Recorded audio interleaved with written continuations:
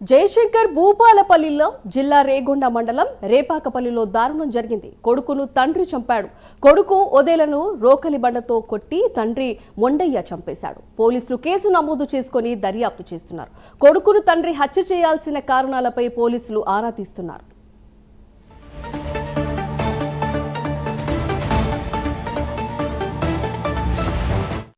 గురించి మరింత సమాచారం మా ప్రతినిధి తిరుపతి అందిస్తారు. తిరుపతి, చెప్పండి. సింధు, జయశంకర్ భూపాలపల్లి జిల్లా రేగొండ మండలం రేపాకపల్లె గ్రామంలో దారుణం చోటు చేసుకుంది.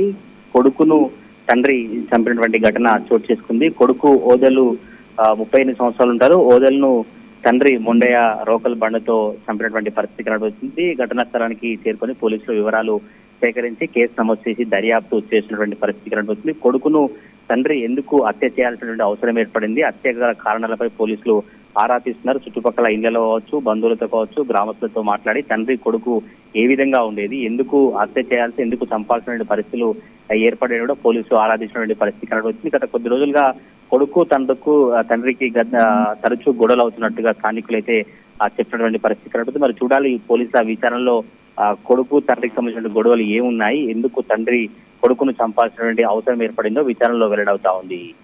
Sindhu. Right, thank you Tirupati.